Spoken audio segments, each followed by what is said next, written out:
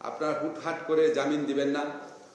জামিন পাওয়ার পরে একজন মানুষ দেশের আইন শৃঙ্খলা পরিস্থিতির জন্য যদি ভয়াবহ হয়ে ওঠেন, যদি পালিয়ে যাওয়ার চেষ্টা করেন, যদি একই অপরাধ আবার করার চেষ্টা করেন, তাহলে সেটা জামিন দেওয়ার ক্ষেত্রে আপনাদের বিচার্য বিষয় হওয়ার কথা। আমরা জানি একটা কমন অভিযোগ থাকে পুলিশের, এটা আমি অনেক আগের থেকে শুনেছি যে আমরা আসামি ধরে এনে দেই, জাজরা ছেড়ে দেয়। এটা অনেক পুরনো কমপ্লেন, আমি এটা বোধহয় 20-30 বছর যাবৎ শুনছি। তো আমার একটা জিনিস শুধু এখনকার পরিপ্রেক্ষিতে আপনাদের কাছে আমার অনুরোধ থাকবে, পুলিশ ভাই যারা আছেন, আপনারা এফআইআরটা একটু ডিটেইল করে লিখেন। অনেক সময় এজাহার অনেক তথ্য থাকে না, কিন্তু আপনি এফআইআর লেখার সময় তো আপনার হাতে, আপনার তো সেই এফিসিয়েন্সিটা আছে। আসামির পরিচয় যতটা জানানো যায় জানানোর চেষ্টা করেন। বিশেষ করে যখন ফরওয়ার্ডিং দিবেন, অ্যারেস্ট করার ক্ষেত্রে তো আপনার ফরওয়ার্ডিং দেওয়ার অথরিটি আছে।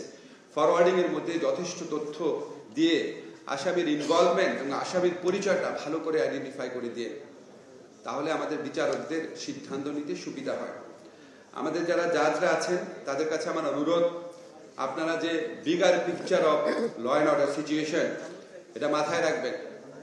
আপনারা হুটহাট করে জামিন দিবেন না।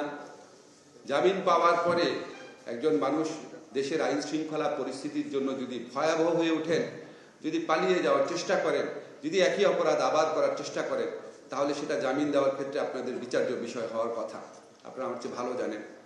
আবার যিনি জামিনের যোগ্য, গত আমলের মতো তাকে জামিন থেকেও বঞ্চিত করেন না। বাট মোট কথা হচ্ছে ওভারঅল যে ল অ্যান্ড অর্ডার সিচুয়েশন, সেটা মাথার মধ্যে রাখবেন। আমরা খুব চ্যালেঞ্জিং সময় অতিবাহিত করছি। পুলিশ ভাইরা অনেক কষ্ট করে একটা হত্যা মামলার আসামিকে যখন ধরে আনে, হত্যা মামলার আসামি, জুলাই গণহত্যা মামলার আসামি, সেখানে আপনাদের অবশ্যই জামিন দেওয়ার ক্ষেত্রে সতর্ক হতে হবে এবং আপনাদের লক্ষ্য রাখতে হবে যে এই আসামিরা বেরিয়ে এই বিচার প্রক্রিয়াটাকে কতটা বাধাগ্রস্ত করতে পারে। এগুলি আইনের কথা, এগুলি আমার বানানোর কথা না। এখানে আপনাদের রিল্যাক্স হওয়ার কোনো সুযোগ নাই, এটা আপনারা অবশ্যই লক্ষ্য রাখবেন। যারা এখানে প্রসিকিউটর আছেন, আপনারা লক্ষ্য রাখবেন, আপনারা হচ্ছেন সরকার এবং কোর্টের মধ্যে একটা ব্রিজের মতো।